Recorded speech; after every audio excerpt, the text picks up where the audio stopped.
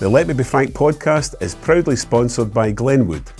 Glenwood are the UK's leading construction industry debt recovery agency. Remember, no win, no fee with Glenwood Debt Recovery. Find out more at glenwoodconstruction.co.uk. Hi all, Simon here. Just a quick message to say that this following episode is dedicated to the memory of the late Tam Cowan Sr., who sadly passed away just a day or two after we finished recording this with his lad Tam. He was obviously very proud of his boy, as I'm sure you can imagine. So over the next hour or so with myself and Frank, Tam shared some amazing recollections of a brilliant career in the Scottish comedy and media circles. So I hope you enjoy it. Cheers.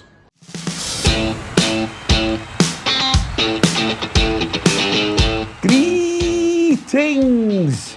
Welcome to the latest episode of Let Me Be Frank podcast. And if you recognise that, you've probably got a wee idea of who our guest is today. But how you doing, mate? Okay? I'm good. Aye. By the way, I don't know why I mentioned this, but you know, do you have a haircut? Do a haircut, but I just can't be bothered. I'm lazy. Aye. Got a lot of hats. Aye, good. Okay, because we need to think of the image of the brand and all that stuff. Really? You know? Okay. Aye. I'm a brand. So we got a treat for you today. Again, we have Tam Cowan with us. Tam, how are you guys? All right? I'm good. Absolutely. Thanks for coming. What's the name of the sponsor? No, what's the name of the sponsor? the sponsor is Glenwood. Glenwood. Get them in early. Get them in early. So Get that them I in want early. to spell it right on my invoice. It's Glenwood. I knew that was So it's coming. Glenwood one end. Glenwood. Yes. Right. Glenwood business, the business debt recovery, ironically. Aye, ironically, aye. Aye, so, anyway, so yes, probably. Did your fee come through and fell off the ball when I got you in to promote this? Aye, BBC. That's good, that's good. Couple of Aye. months, still waiting on it. Right. Because he did send me a wee text asking about his fee for this, and I immediately thought, Have we gone on? Did we get paid? We've run at least once. See, it puts over an air of professionalism if you pay folk, you know. Yes. Might even be a token fee, but you think, they mean business. Yes, Carry. that's I know, okay. you know. Okay, Well, but point taken. Well, I mean business, but you're not getting none, so it doesn't matter. So carry on. You got nice coffee when you come in, didn't you? I know. Right, that's fine. I've always wanted to do hospital radio anyhow. So this is a thrill.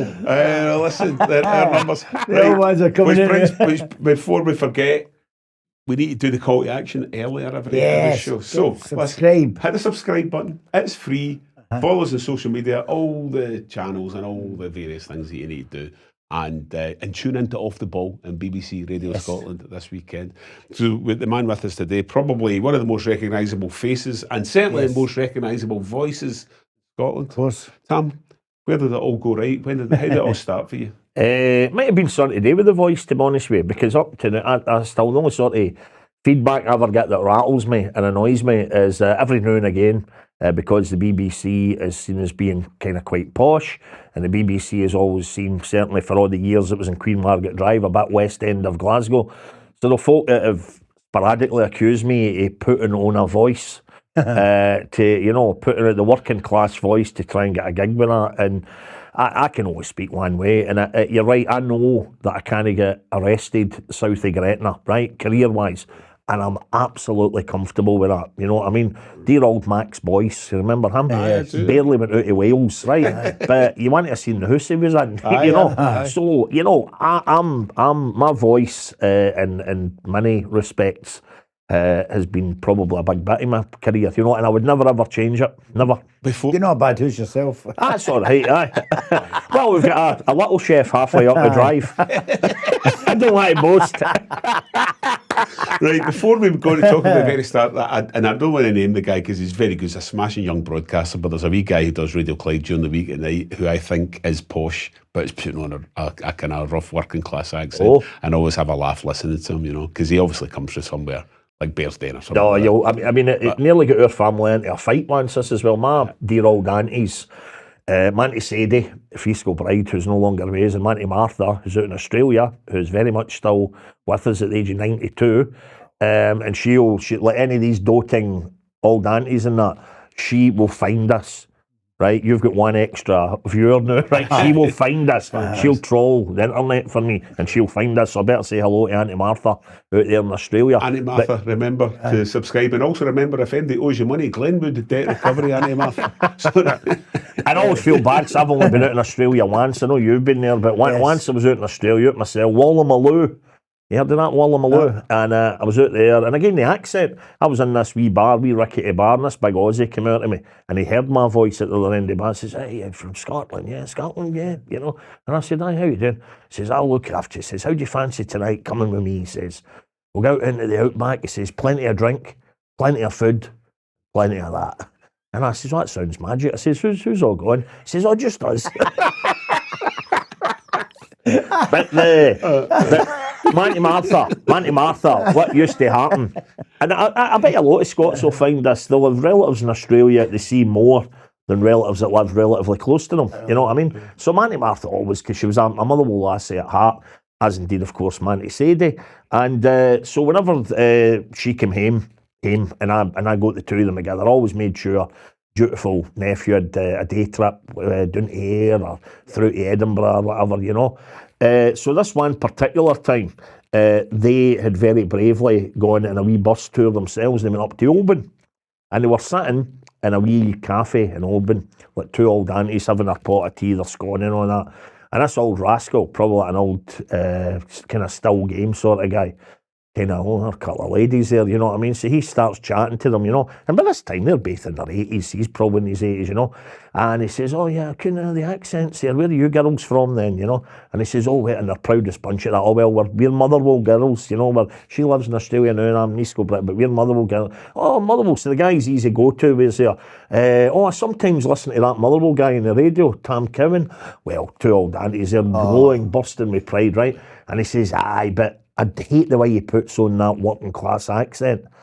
Well, my two aunties were nearly the two of them, you know what I mean? Because they were proud, very proud of their roots as well. Yeah. Of course. And for this guy to accuse me of putting on a voice on that. Now, apparently, according to my 14-year-old daughter, I always get warning before you go to a parents' night, "Dad, put on your radio voice."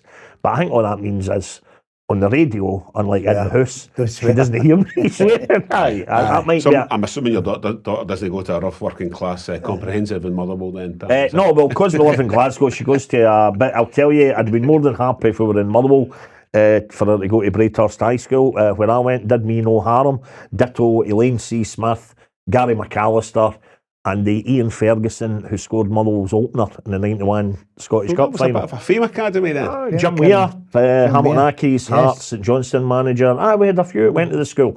And I always said that school is what you make it. And as much as you'll do the jokes about your aim school, right, about ours in Motherwell being really rough, you know what I mean? The school magazine had an obituary column, right, all that part of right. But school is definitely what you make it, you know. I know. So yeah, I just never went, never made it in. But you had a skill. You had a. Well, I didn't come to later time. That was years later. Come on to your school. I wasn't even talking about the football there. Yeah. Only famous Remember person. that ginger hair? That's a no-go. Only famous person that went at my school was Jamie Langfield, the goalkeeper. Fuck away. What was the school? It was no longer there. It's called Merchworth in Paisley. Remember, you used to go along. See, in the old days, you were passing Glasgow Airport over the viaduct. And we'd look the other way. Right, and there was blazed pitches in this classic. There used to be about 40 of them. In that classic kind of 1960s East German kind of school design. Yes, that was it. And only Jamie Langfield. Yeah, I'm aware of. Who's Jimmy? I don't know. Jamie Langfield, goalkeeper. Played for Aberdeen and St Mirren, I think. Paisley boy, big St fan. And older than me, is he? No, younger than you. Younger than you. Most people. Anyway, so what school did you go to? St Augustine's. Any famous people apart from you? He was only there for a week. How does anybody remember that? Kenny used to live up in Milton. Oh, never went to the same school. Kenny Dalglish wouldn't have gone to St Augustine's. No, I mean we got to the same school, but he was up there. I don't know. Tony Higgins. Right, good old St Tony. Augustine's, yeah. Even our primary school, and it'll be hard to beat this, but our Calder primary, Motherwell, Ian St John, you know, and superb. But yeah, so as I say though, you make a school what you will, and I'm proud to say, to go back to your original point, that I wouldn't imagine that if I could hear, I think my dad's got an old rickety tape, maybe with the two reels of me doing a Burns poem when I was wee. I'd like to think of my voice other than getting a bit lower. Hasn't changed much, it's you know. Bad just getting accused of changing your voice. I've been accused a lot more than Exactly. Yeah, I'd be happy with that. You had to change your identity a couple of times. I know.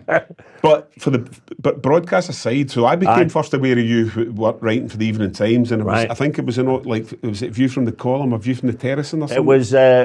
I'll tell you what. It was Fan Zone.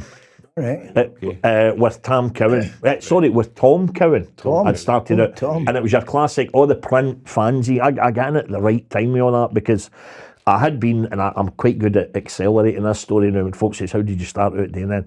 Go to 6th year at high school. Didn't really know what I wanted to do with myself, which is why I stayed on to 6th year. Kind of got my exams and all that. I wasn't a SWAT, and I wasn't a class clown. Maybe nudging me towards a class clown. But I thought, I don't know what I want to do here. Stayed on to 6th year. Started doing a wee bit of writing in 6th year for some sketch shows and that. Radio 4, Radio 2. And my English teacher, Tom King, who I'm always quick to name check, he sent some away and they get used. And this was a big thrill. I was still at the school. This was front page. I get the first one that I got, first gag that I got on a show called The News Headlines, which for older viewers to this, old Roy Hudd, an old kind of English variety term. And he had a show, long running show on Radio 2, The News Headlines. And it just was sketches and jokes about the week's news. And so my first gag, which got used on that show, I can still remember listening at night, 10 o'clock, it came on a Thursday night, Radio 2.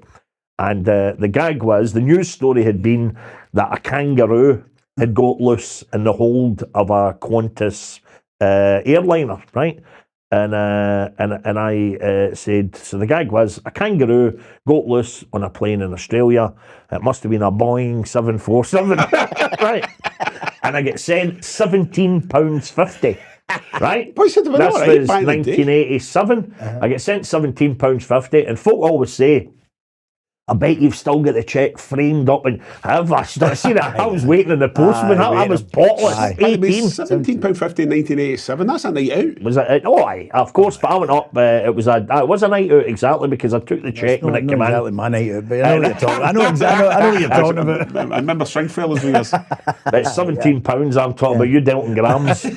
But the £17.50, I took it up. I was never at the snooker club in Motherwell Town Snooker Club, and I took the cheque up, and that was it. God, there's a blast for the past. The idea of getting somebody to cash a cheque for you, and I cashed it, and the money was immediately reinvested in the meter for the snooker tables, bacon fries, and half pints of draft cola, and it was great. So that after all that, and then the great, still a very good close pal of mine, and if you think swings and roundabouts, when I think the impact they've had in each other's career, you and him, Frank, but Philip Duffer. Oh, yes. Phil Duffer was script editor stroke producer at the time, late 80s, and at BBC Scotland.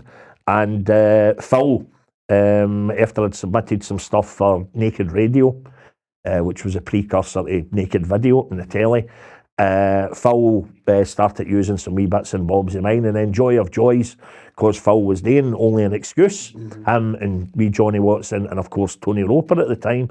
And Phil said when he just barely knew me, you into football? And I went, oh, wow, you know what I mean? And so I was able to write wee lines here and there for Only an Excuse, which I'll be able to take to my grave, you know what I mean? So that was the way I get round about. And then because of all that stuff, I basically bust it a bit in terms of the Evening Times. Didn't offer my services, the Juven and the Go. And then what happened was, and it's we obviously know the newspaper industry. God, how different it was back then. But there was so many folk wanting to give you a wee leg up, and the papers were absolutely selling in their hundreds of thousands. Everything. I mean, the Evening Times I'm talking about in Glasgow, but nobody missed it, And so what they did was a brilliant guy who actually passed away recently, Graham Scott, a brilliant journalist. He was a good football man, worked with the Evening Times for years, big junior football man. He did the sports football letters page on a Wednesday in the Evening Times. So what they'd said to me, him and my first sports editor, Alistair Nichol, they said, send us in what looks like a letter. We'll put it in as the main letter, but it's actually your audition. This was like before the X Factor and all that, right? This was my audition. So I wrote it as a column, effectively, right? Says I'm following it with jokes and all that, Boom, stuck it in. And they said, and they were true to their word, they says, if it gets a reaction, we'll give you a restart. Yeah. And as I say, because of the readership, anything in newspapers then get a reaction, of course, you know. So it got a good reaction. And then I started the next week a wee strip column in the Monday, £60, which was great. I can still mind typing out my wee invoices at the end of the month and dying to hope it was a 5-week month rather than a 4-week, because that was me getting 300 quid, you know, it was all that, you know. And that's how. And then after a year, they gave me a second page, a full page this time in the Wednesday paper, and then they ended up giving me another page in the Saturday paper. So that was the first time that I really had an income. Yeah. And that was me up and running. I've told you a story before. So in those days, when you were doing that, I just started working at the Scottish Daily Mail in Albion Street, which shared an office with the Evening Times in those days, and everybody would drink in the press bar, Tom's Bar. That's right.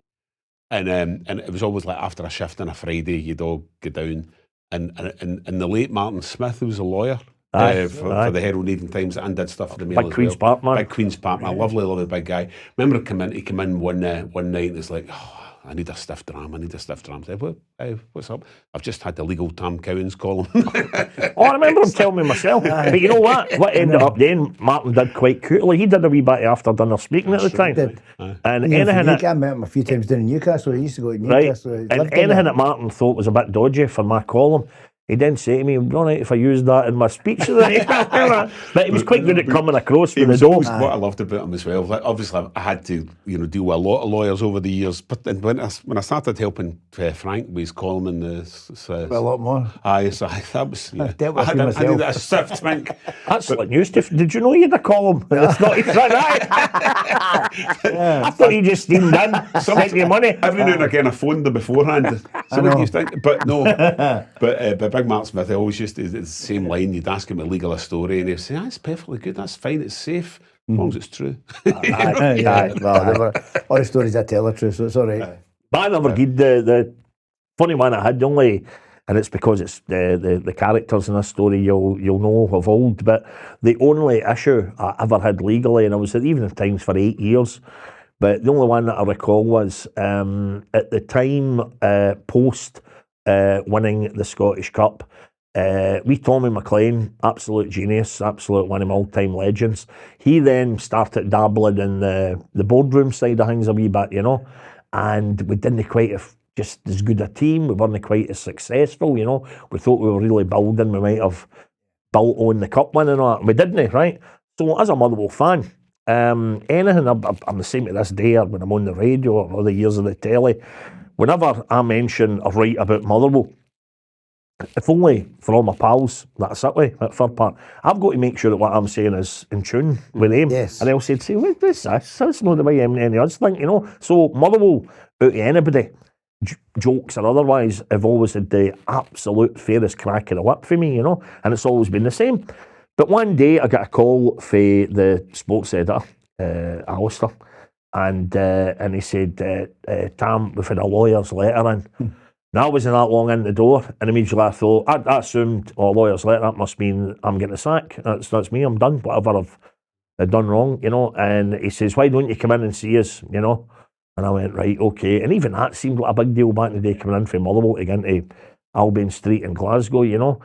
So I went in to see him, and he read out the letter, right? Now, it had come in from one Jock Brown, who was a representative, very well-known lawyer, Jock, you know. We've had a laugh about this since, when we jocked on the radio a number of years ago. But Jock Brown was acting on behalf of Tommy McLean, who, through, probably not even wee Tommy himself, but through somebody at the club, had read me absolutely slating him in this column about the fact that, you know, you should throw away the sheepskin coat and the cigar and get the tracksuit on again and get the team sorted and everything, you know. So my sports editor, he says, right, here it is, here, I'd get into the office, and he read out this letter, and he's all got this straight face and all that, and it was, I'm paraphrasing now, but it was, we question your columnist on the following points. The sheepskin coat, brackets, which Mr. McLean does not wear. Next one, the cigar, brackets, which Mr. McLean does not smoke. And it was all this lawyer speaking, all very rigid, kind of, you know. And I said, I mean, I can see it was just, I said to my boss, I says, what are you going to do about it? No? He says, I'll show you. And he just ripped it up and put it in the bin, right? And I says, but wait a minute, I says, that's my club, that was the thing I was writing about, you know, and I've always been fair with Motherwell, as I'm saying to you there. So I said, and I'm glad that I did say it, I says, why don't you phone him as my boss and say, Tam would like to come up and see you? And then you want to say, you can get it face to face. So my boss says, that's a good idea, we'll do that, right? So the legal side of that was all forgotten about, right? That all died down. So I went up, and I remember a week later, and I thought, I'll do this properly. I put on, maybe only had one shirt, maybe only had one tie at a time, that time, but I put it on. Thought, right, I'm representing the paper a wee bit here. Up to Fir Park when my appointment with wee Tommy was, and I went in, and he was sitting at the other end. I can still see this. He was sitting at the other end of his desk, and that wee hamster face, right? Everybody used to joke, it was purple, right? He was dying just to have a go at me, right?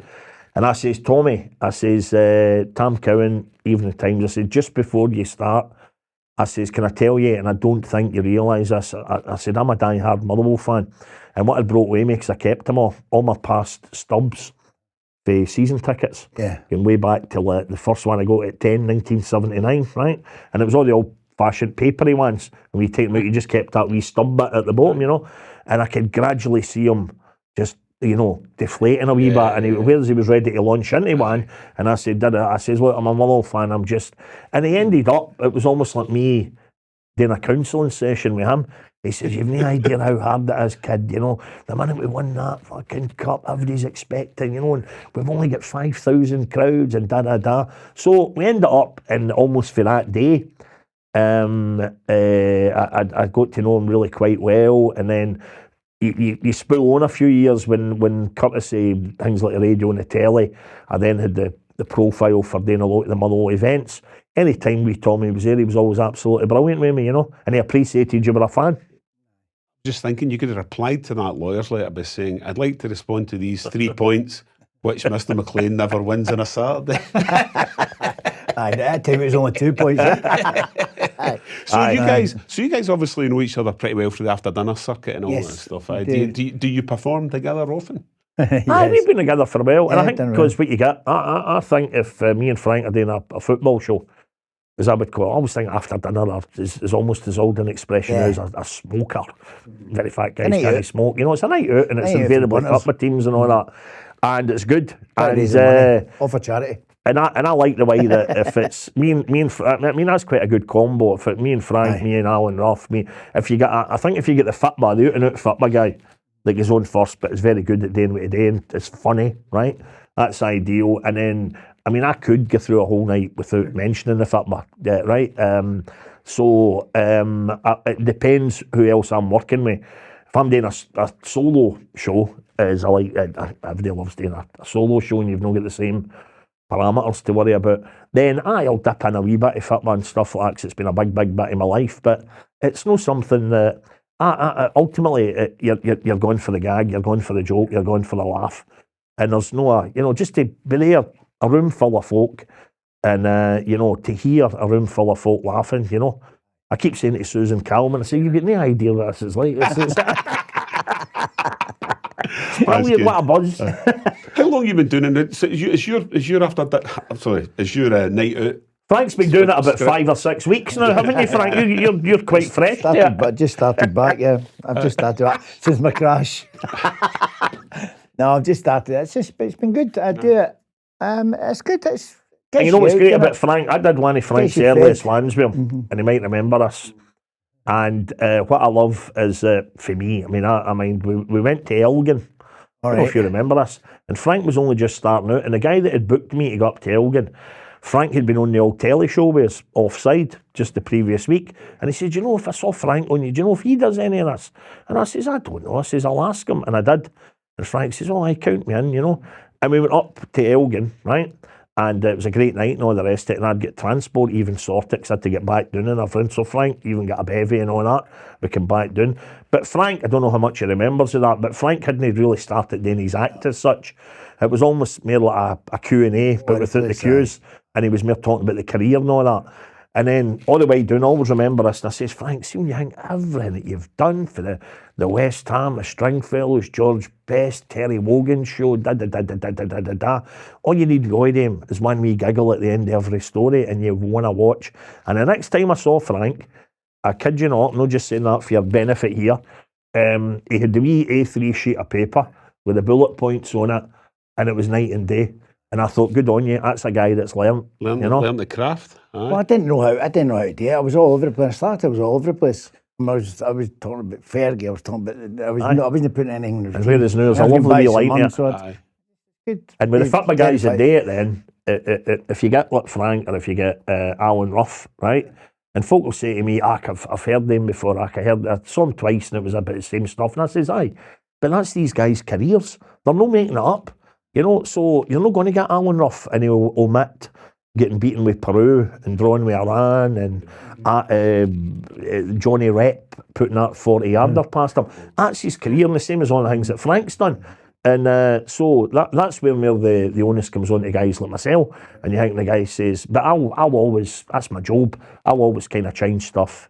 Anyhow, that's just what I've always done in my life. What's impressed me about you recently is how you've embraced social media hugely. And you weren't huge on social media before. Like Instagram's become your. I wasn't doing anything. Aye, but you're Vegas has got a different meaning for me now. I've seen you dancing with Rod now. Oh, dear old Rod. I was like, dear old Rod. Would you consider yourself an influencer? Kind of very minor way in terms of, I still get, for all the, I'll give you the best example, for all the years that I did restaurant reviews, 22 years in total, 16 at the Daily Record, another 6 years of the reviews at the Scottish Sun, folks still associate you with that, right?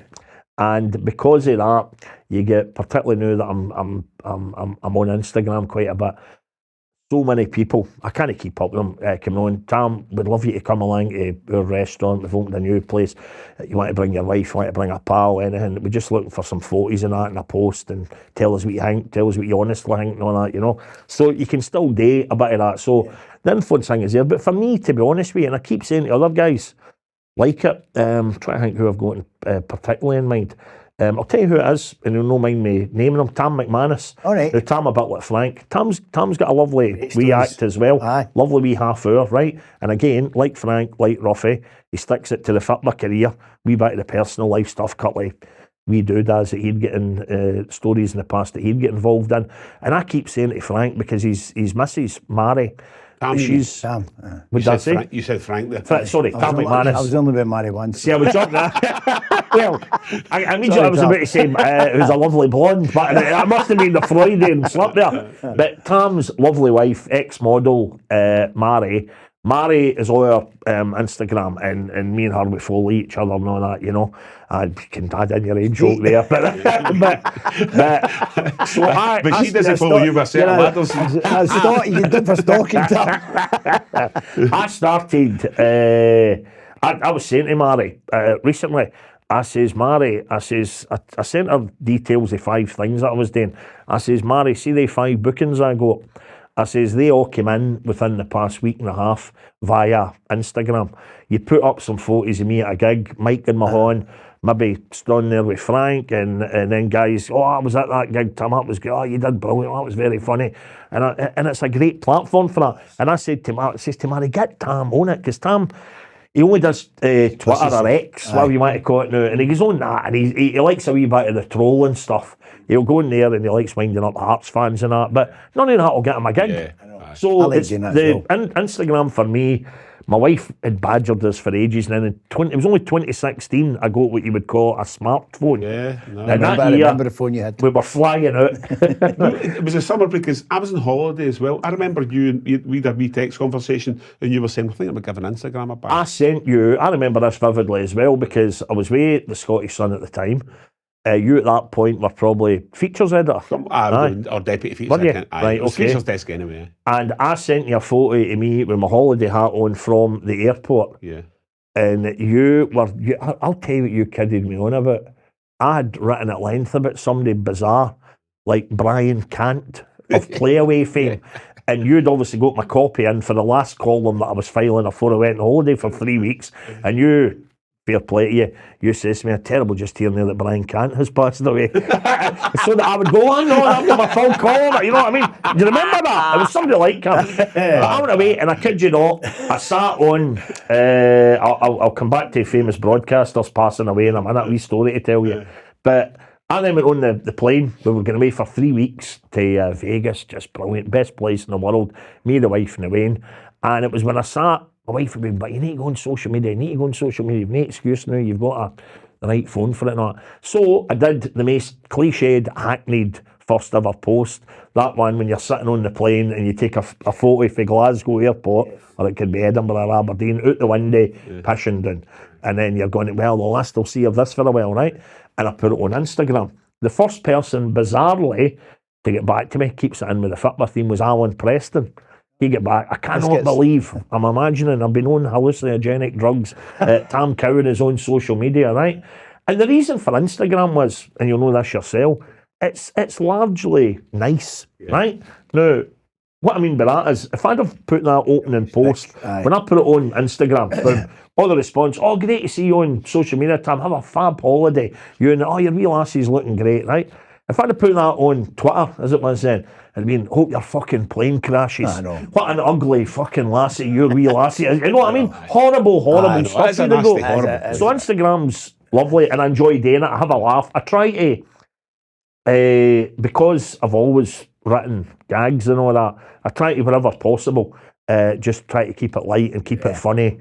And I think that's the way it should be. And you'll still get on Instagram, you'll still get the numpties that want to have a go. And I'll, as a general rule of thumb, I know folks say I should just ignore the guys, don't give them the oxygen of publicity.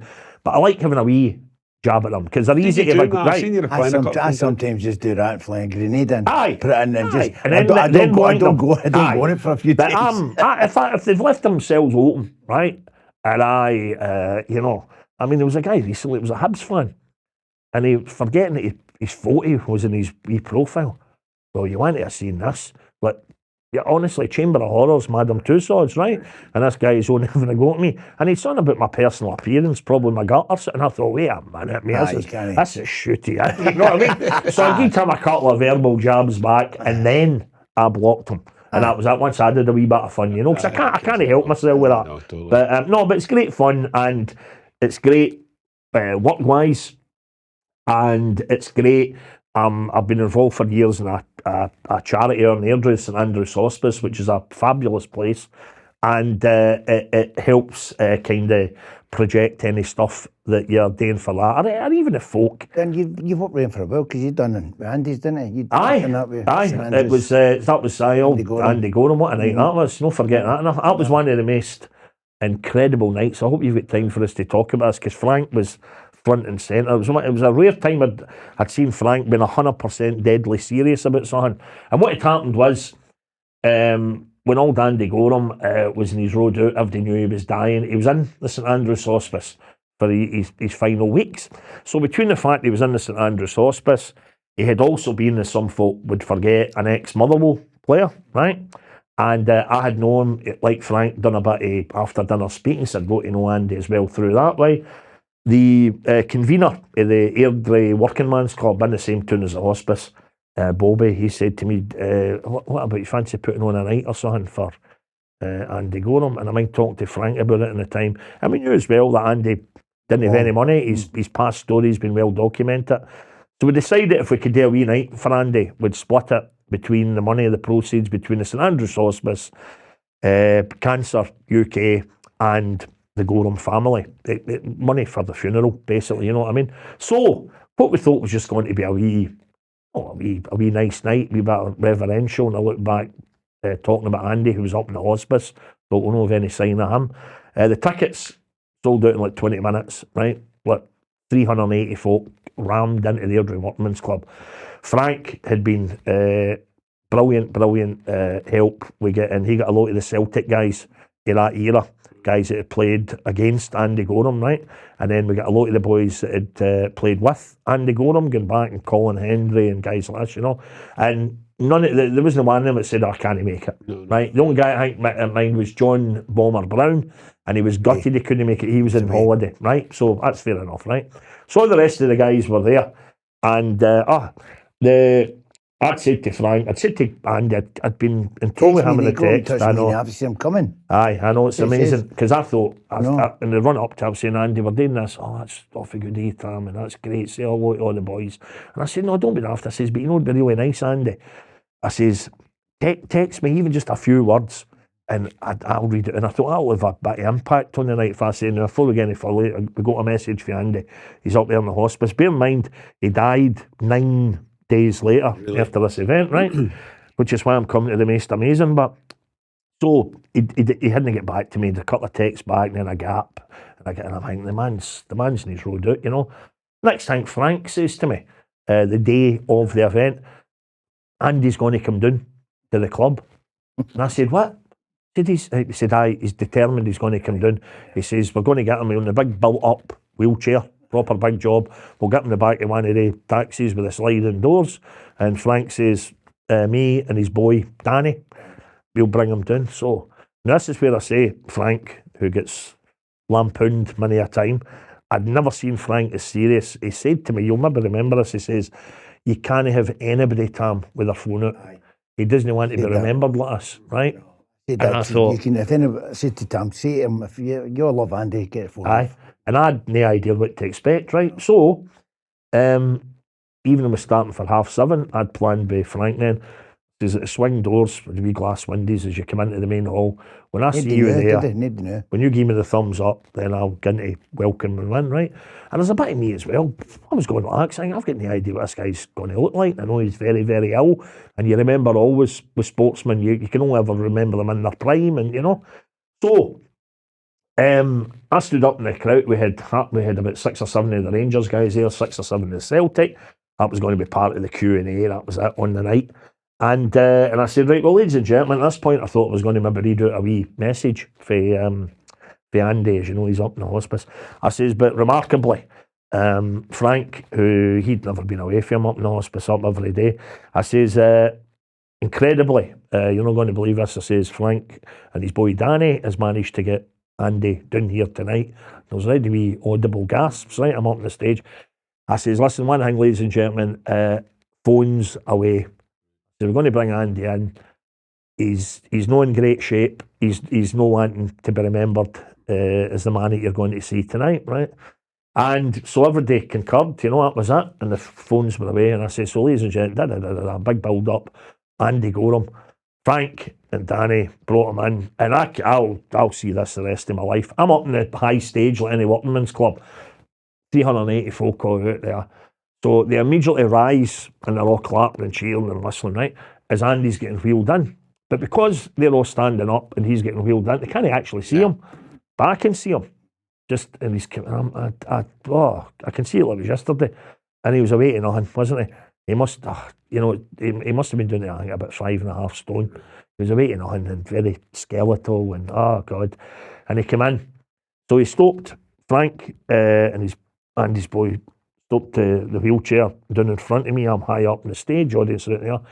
And then Andy looks up and he goes like that, as if gesticulating to get me up. So I think it must have been, glad they were there, sizing them. Big Marvin Andrews and Colin Hendry, they went up, take an edge each of the wheelchair, right? Lifted it onto the stage. So he's in front of me, some behind Andy Goram, and he's facing out for the stage and all the audience are there. And I'm watching the audience. The minute they saw him, when he was up, tears. Yeah, wow. Not just the women, and there was loads of women there that night. But guys, everything, dabbing their eyes and all that when they saw him. It was just shocking. And then remember he started speaking. Aye. I'm going, you're not getting paid for this. Aye. Because you know what, that's a lighter, but that was great because I went down when they were all still cheering and greeting and everything. I just went down. I says, "What do you want to say? Thank you, or do you want to speak?" You know. And he says, "Oh yeah." So again, he went into, I can still see what he was wearing. He went into his pocket of shirt, took out a wee pair of reading glasses, perched them on the end of his nose. He went in here and he took out a script, notes, right? And then I held the mic at the start, but he took it off me, right, when he was comfy. And then you could have heard a pin drop, right? And in quite a remarkably strong voice, he started talking. Well, the minute he mentioned any of these guys, or Rangers, Celtic, Peter Grant was in bits. Now, you ask any guys, or you ask half-wits to take Football too seriously, and they'd imagine that they were sworn enemies, Andy Goram and Peter Grant, that year, right? Yeah. Peter Grant was, oh dear, what a state he was in. Charlie Miller, who clearly adored them, right? They're on absolute bits. And Peter Grant could do every few minutes, he's come up and just hugging him and all. You know? Simon Donald. And it was incredible. And at the end of it, Frank's right, he must have done 9 days before he passed away, very weak, he must have done about half an hour. And we did say that as a joke at the end. Said, I hope you're not wanting £500 for it, right? And he's laughing at that. But then his best line, the one that I'll remember, and I had to repeat it to the audience, by way of an introduction, when I knew then that Frank had got Andy down, I said, it's one of his wee stats that I always chuck out from time to time.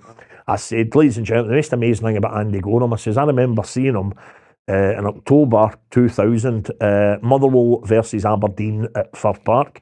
I says, Andy Goram was in goals for Motherwell, Jim Leighton was in goals for Aberdeen, 134 caps between them, and the final score was 6-5 to Aberdeen. And I says, pound for pound, when have two goalies collectively with that number of caps conceded 11 goals between them? I says, it must be a world record, right? And so I told him that, right? And then did it, and here he is, wow. And Andy Goram went, right? So at the end of that, because he'd been listening outside, at the end of it, they got him back down onto the flare, and Andy, he waved, and he gave me a wee hug. He says, thanks for doing all that, you know. And I says, oh, don't be daft. And then he says, I'll tell you what, Tam, he says, even now, I look fucking better than Jim Leighton. I remember and that. those were the last words that Andy Goram said to me. And just absolutely brilliant. But it's just incredibly nine. It was 9 days later. Yeah. I had been up with Ruffy a couple of times, and Ruffy's, you know what Ruffy's like. He can't stop himself. Andy was sleeping, he kept waking up, and Ruffy says, Andy says, oh, I didn't know you were here. He says, I played in our World Cup since you've been in here.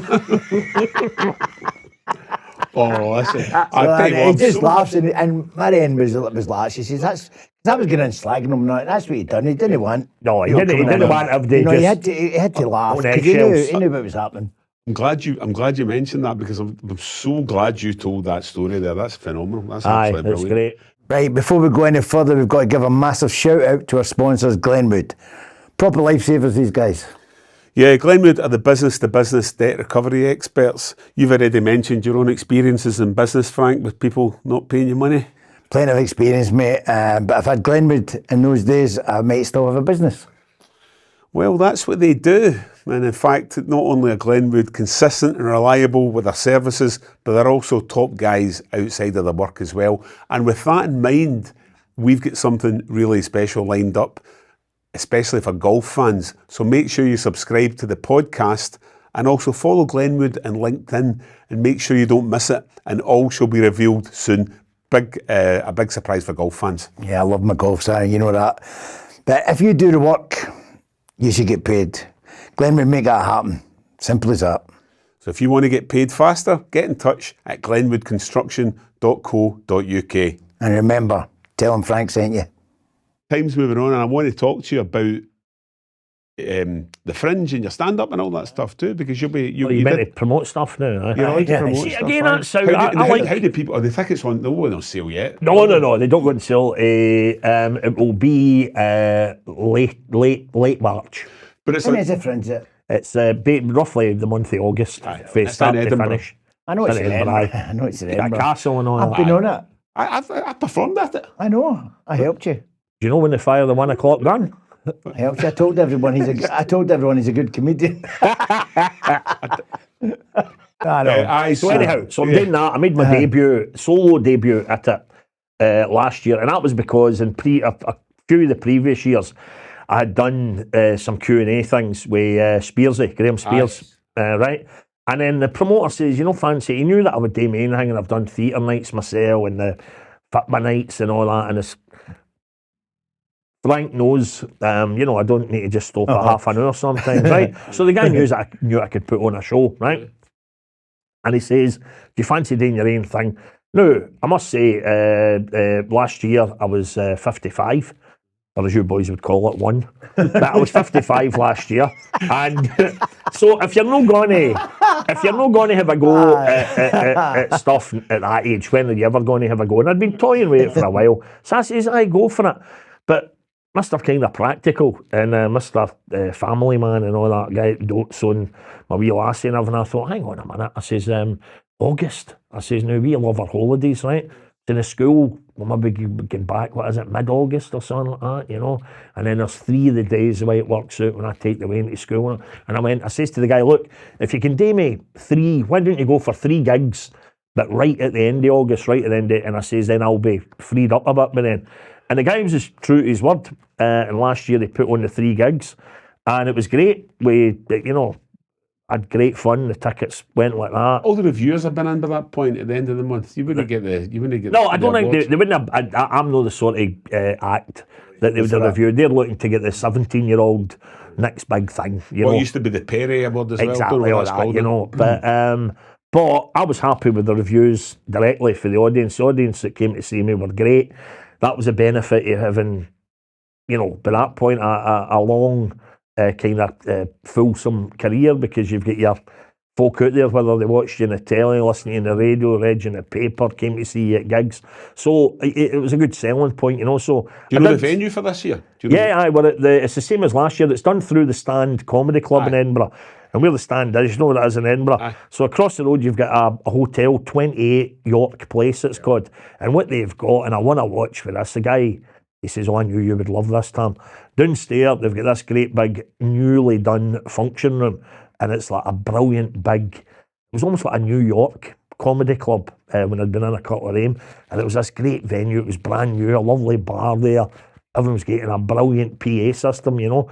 And then even because it wasn't a lovely hotel, every show that I finished, you went up the stairs, various folk, I'll see you up in the company, you know, and then you'd your wee bar up there, and then you'd invariably enjoy the delights of Edinburgh after that, a curry, a Chinese, whatever it might have been. So the venue was great. So they get back to me, said, oh, that was great, Tam. I didn't need to worry about tickets or anything there, blah, blah, blah. And do you want to do it next year? So now my wee lassie, by the time I do it this year, she was 14 recently.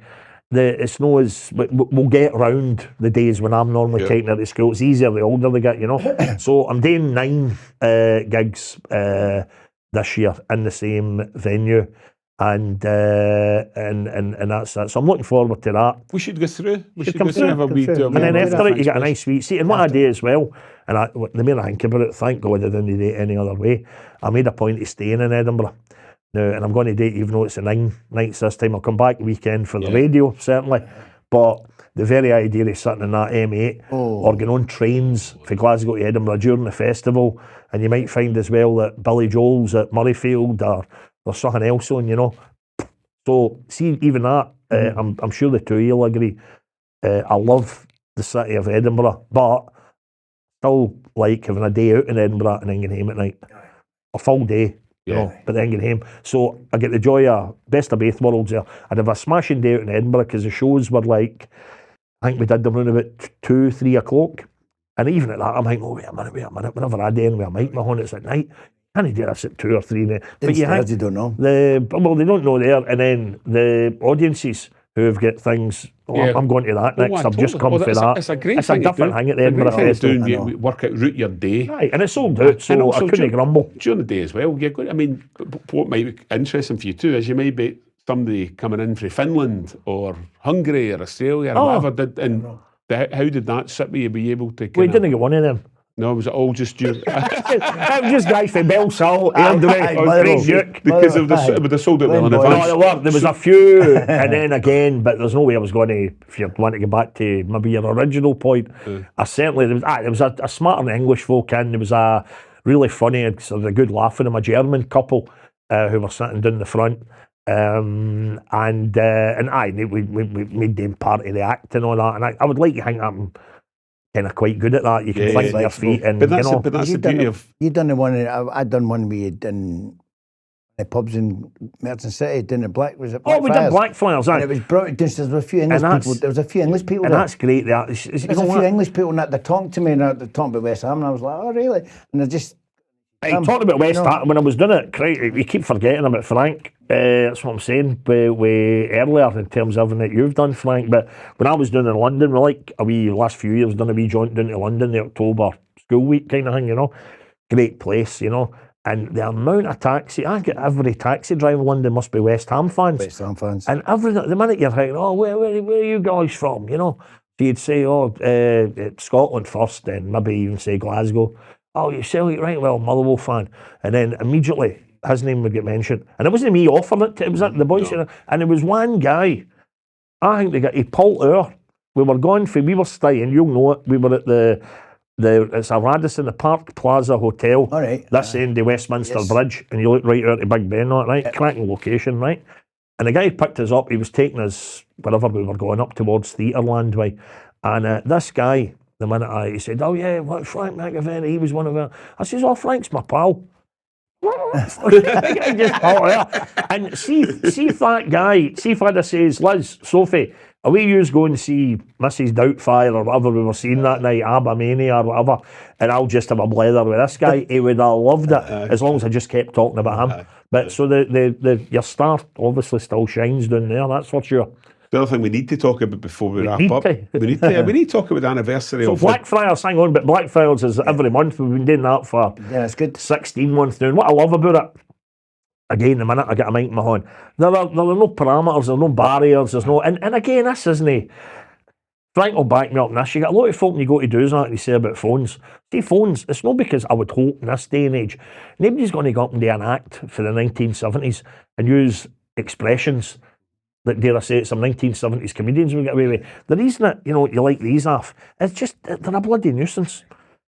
Beating and folk checking racing results. You bought a ticket to come and listen to the entertainment tonight. And you're missing the punchline because somebody's just... It's just that they're a bloody nuisance. And folk, they're attached to them. Now they can take a video and they can cut things and you're like, really? Exactly.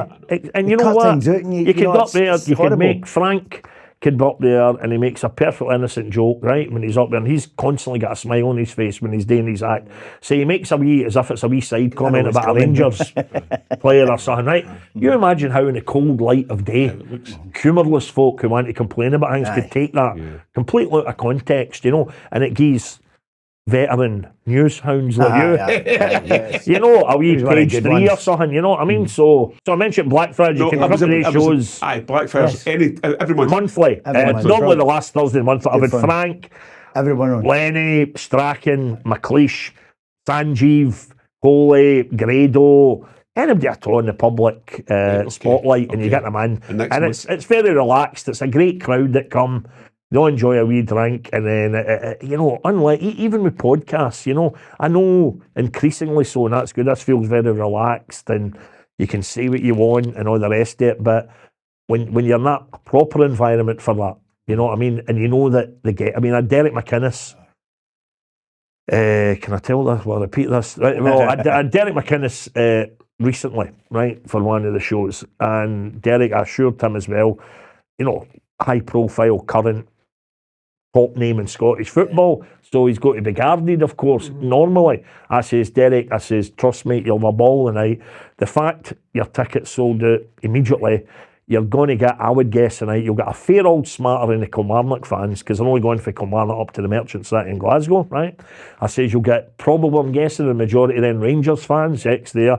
You'll get some Morton fans, but he's still absolutely idolised. And that indeed was the break-up of the room kind of thing, right?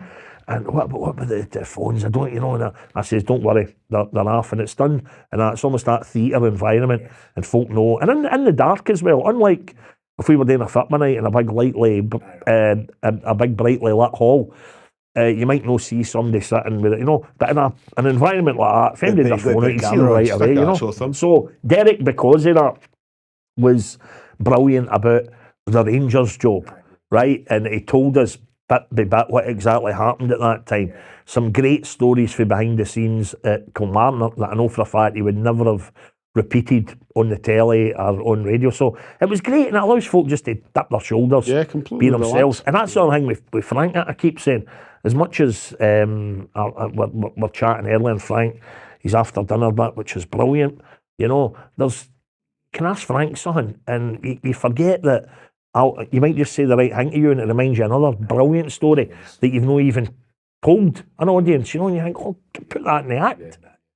Frank Carson once said to me, we had Frank Carson in the old telly show years ago, right? And he was brilliant, right? And I was such a fan, right? Just as a guy that likes gags and jokes. So we did the old offside. We had Frank booked, and the same, I'll give you the background story first, then the bit of advice he gave me. It was Frank and wee James Grady, right? Now, the reason with wee James on, who's a wee pal of mine, what would happen is if you had a big name on, it was a half-hour as live show.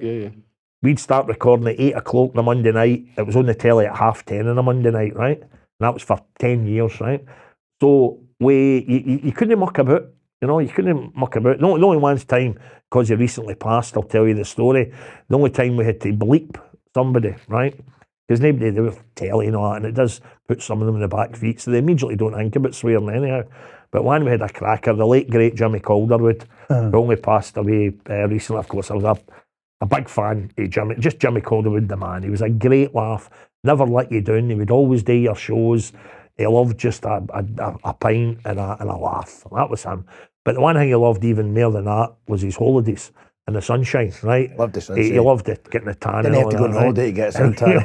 That line is back. And the first time we had him on the telly, and we had to beat this, but it was just a great line for him. A picture had been doing the rounds of him, and I bet you've both probably seen it, where he'd just come back for 10 weeks in Magaluf, right? Well, you went to see in the colour, so he's sitting there on the couch with me. We're doing the show as live with the audience and everything, you know, for that night's BBC One.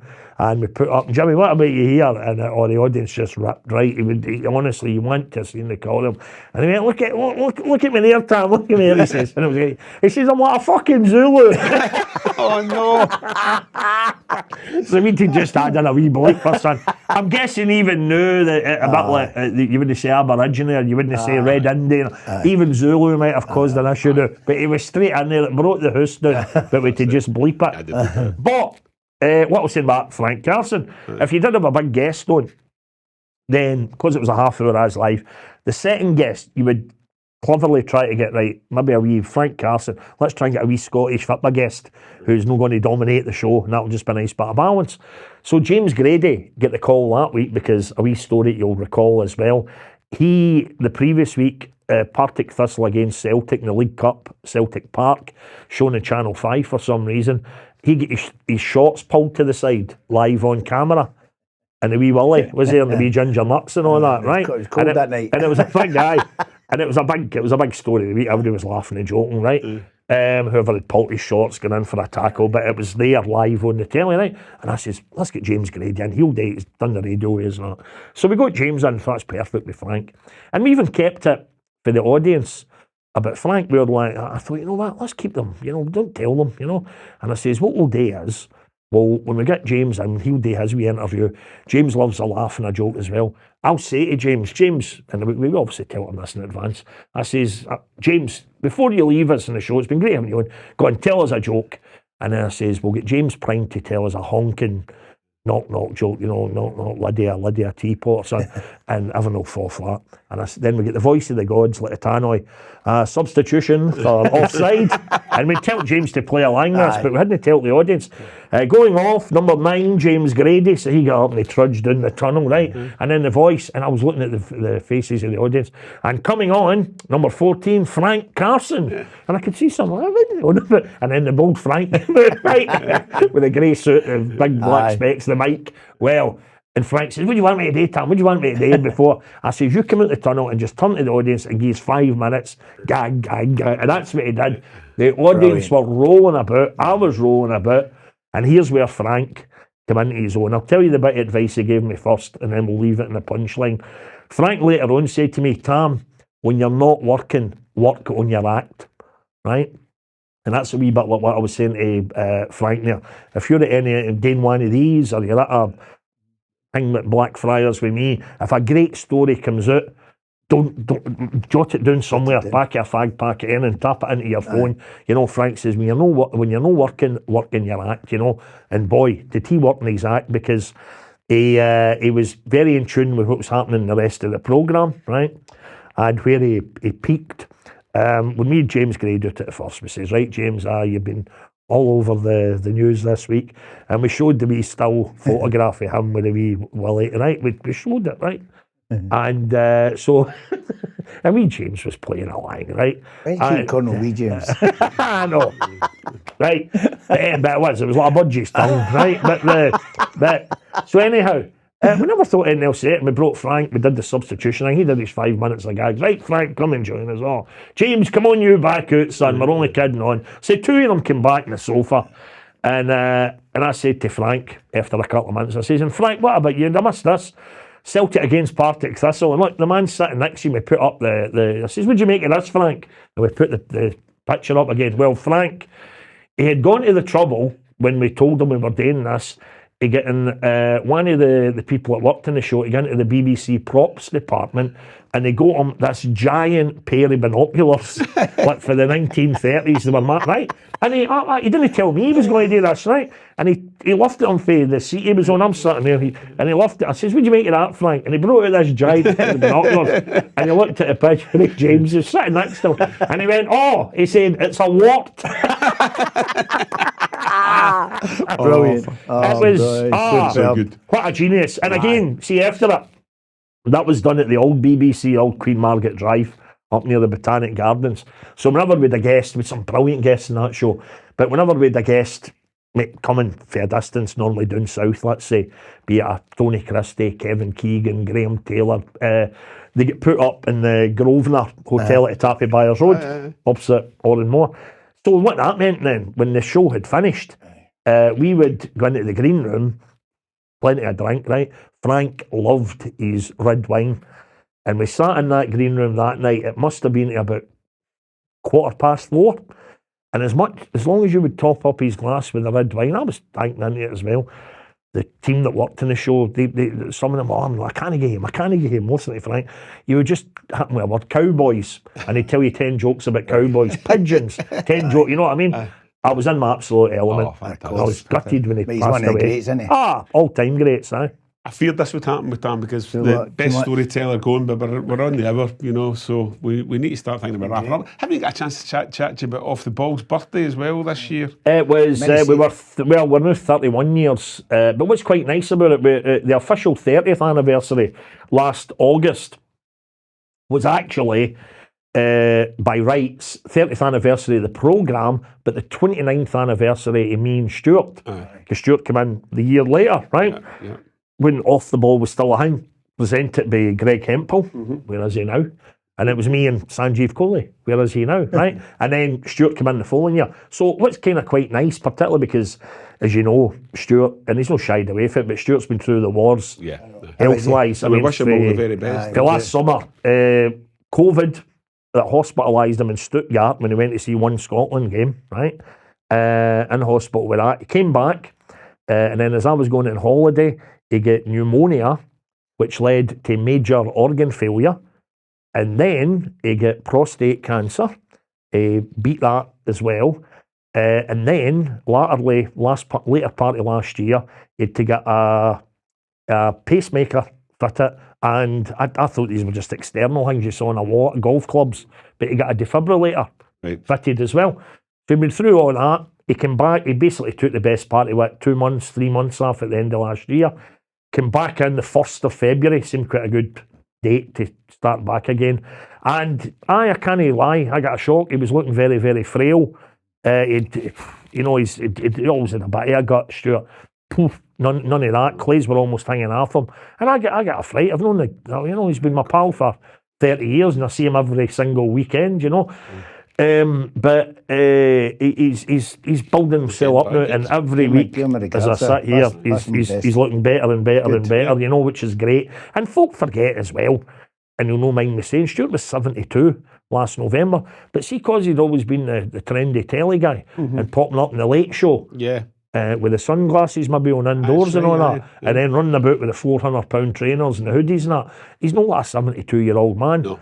But this 72-year-old man had everything that I listed there just gone for his body, you know. So he's done really well. So what I'm hoping is that he's been good with me, and he's been a big supporter of mine, my career and all that.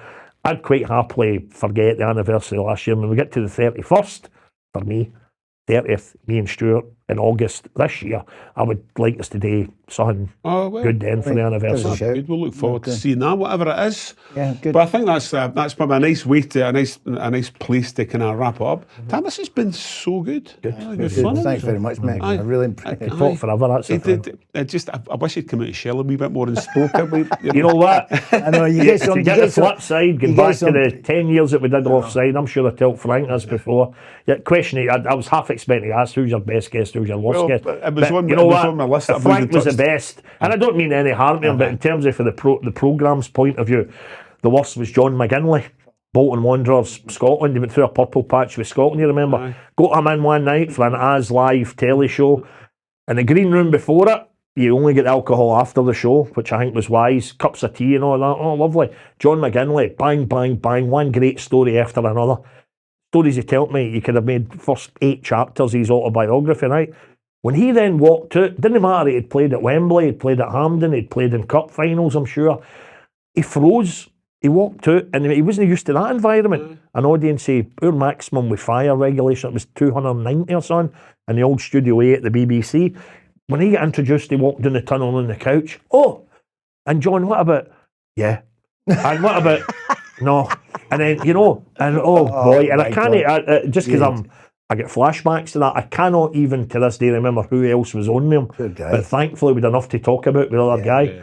And then, after getting nothing filmed, it goes into the green room after it. Oh, and you've got to say, oh, that was great, by the way. You know what I mean? What else are you going to say? Brilliant. Thanks so much for coming up, John. I'd love a bottle of beer. He was staying over as well. Bevy, sat down, every story, all fresh stories. Fairly, everyone was a winner, and I thought, see if he'd have told us one of them, we could have cut round about it, and that'd been that. That happens to us. Sometimes we'll go out afterwards, and depend who the guest is, and then they'll tell us an absolute belter, and we're like, oh, you wouldn't mind coming back in again, would you, for 5 minutes? We call it the BBC. It's the escalator or the lift moment, because what happens, you'll think folk who were quite guarded, like the late great Craig Brown, who I loved to bits. But as much as Craig always enjoyed a laugh, and he enjoyed the good things in life, right? Craig could be a wee bit guarded, right?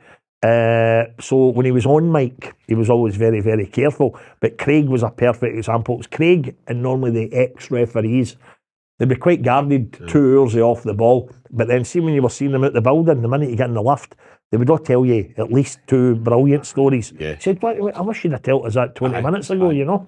Or make matters worse, they would maybe say, you should have asked us that. Exactly. But I wouldn't ever go at Craig because he was always good with me when we went, I mind going early to his funeral. Just it was one name I thought, this is going to be the 80s head of football, not just in Scotland. So I'm a football fan. I still get a wee buzz when I meet any of the boys. First time when I met Frank, like, Christ, Frank McAvenny, you know. So I wanted to be there. I went early. Big Gordon Waddle, formerly of the Sunday Mail, he had the same idea. The funeral was done at Air Races. They had a wee private service, and everybody went to one of the big suites at Air Races. And I thought, good on Craig Brown, keeping it a riding theme right to the end, you know what I mean? But and I tell that to the minister before it, and I said, you want to use that? He said, no. But anyhow, see, just to sit at the back, me and Big Gordy had the same idea. He said, no, sit right in at the back, and just to watch everybody coming in. And I thought, wow. And that's always I don't want to be modelling for a minute, but that's got to be the worst thing about anybody's funeral, that they can't see who's there. No, I know. I mean, I know, but okay, we'll not get into that debate, right? But you know, you imagine who, when Frank finally pops his clogs, you know, imagine the faces that are going to turn up there. I just hope debt collectors, lawyers, aggrieved husbands. I wonder if he settled on who's going to do who's going to do the ceremony for him? You know, I've not give my other sorted business that. a wee plug. Yes. I've not sorted How's that going? It's going fine. You keep There's very a lot of busy. deaths. Keep very busy. He sent me a lot of the hidden cameras for the honeymoon suites. You know, but thank you for that. I said it does funerals and weddings. It's the same thing, isn't it? When you get buried, you're dead, and when you get married, your life's over. Yes. Well, speak for yourself. Keep it in your trousers. At least one night. I try to now. Someone's lived by the book. We're going to leave it know. there because the boys from Up Next Studios. Let's give them That's another Up plug. Next Studios. They're going to have to They're edit doing this overtime. down to under about 3 hours. But listen, Tam, it's absolute Thank No, you. pleasure. having you on. I hope it's And going well. Reminder everybody, hit subscribe, follow us on all the usual social media Free. channels. Free to subscribe. Follow us on Instagram, TikTok, and X, and Facebook, and all that. And as I always say, Thanks for the Frank will sponsors. pull out the big guns. Yeah, again, we've got another. And you're away to. Next time we're on, you'll be back from Dubai, so you can Yes. tell us all your Dubai Yes. stories. How's the way to Dubai? Yes, In going fact- to Dubai the weekend. In fact, to be honest, when people are watching this, you'll be in Dubai. Aye. So you enjoying yourself? I'm having a great time. I can tell you now what's going to happen. Right, we'll leave it there. But Tam Cowan, absolute royalty. A pleasure. Thank you. Scottish Thank you very Broadcasting much. royalty, Good fun. and we will see you again next time for another episode of Let Me Be Frank. Take care.